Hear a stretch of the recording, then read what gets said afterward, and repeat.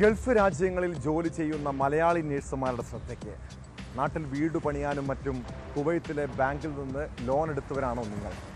ഇങ്ങനെ പണം വായ്പ എടുത്ത ശേഷം മികച്ച തൊഴിലവസരം തേടി യൂറോപ്യൻ രാജ്യങ്ങളിലേക്ക് കടക്കാൻ പദ്ധതി ഉണ്ടെങ്കിൽ പണി പിന്നാലെ ഉണ്ട് കേട്ടോ.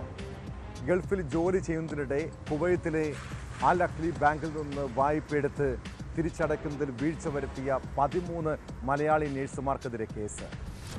കുവൈത്ത് ബാങ്ക് അധികൃതർ നൽകിയ പരാതിയിൽ സംസ്ഥാന പോലീസാണ് നടപടി സ്വീകരിച്ചിരിക്കുന്നത്. ക്രൈംബ്രാഞ്ച് അന്വേഷിക്കുന്ന കേസിൽ പ്രതികൾക്കെതിരെ ലുക്കൌട്ട് നോട്ടീസ് ഇറക്കിയിട്ടുണ്ടെന്നും കേരളത്തിലേക്ക് തിരിച്ചു വന്നാൽ അറസ്റ്റ് ചെയ്യാനുമാണ് നീക്കം.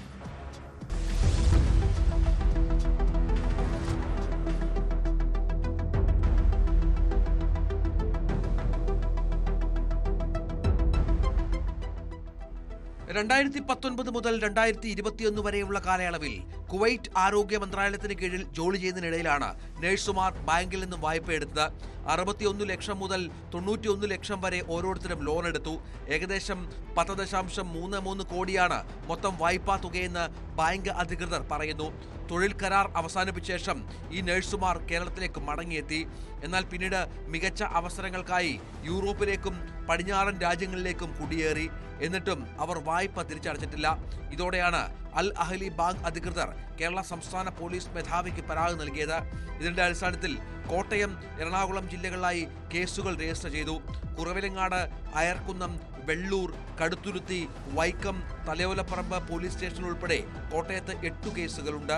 പുത്തൻകുരിശ്, പോത്താനിക്കാട്, വരാപ്പുഴ, അങ്കമാലി പോലീസ് സ്റ്റേഷൻ ഉൾപ്പെടെ എറണാകുളത്ത് 5 കേസുകളും രജിസ്റ്റർ ചെയ്തു. കുവൈറ്റ് ബാങ്കിൽ നിന്ന് വായ്പയെടുത്ത് വിദേശ രാജ്യങ്ങളിലേക്ക് മുങ്ങിയവർക്കെതിരെ കടുത്ത നടപടി സ്വീകരിക്കാനാണ് പോലീസ് നീക്കം. ഈ നഴ്സുമാർ ഇപ്പോൾ വിദേശത്ത് ഉയർന്ന ശമ്പളത്തിൽ ജോലി ചെയ്യുന്നുണ്ട്. എന്നിട്ടും അവർ വായ്പ തിരിച്ചടച്ചിട്ടില്ലെന്നാണ് ബാങ്ക് അധികൃതർ പറയുന്നത്.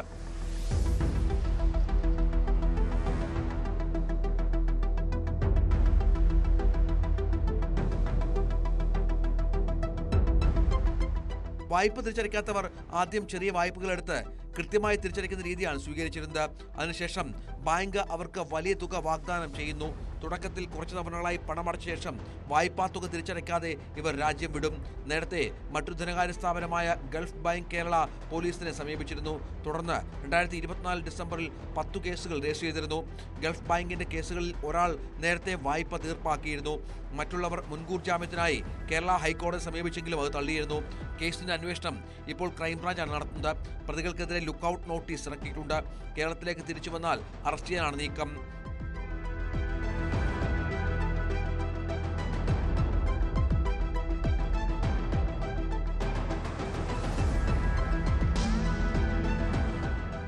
ന്യൂസ് 18 കൊച്ചി.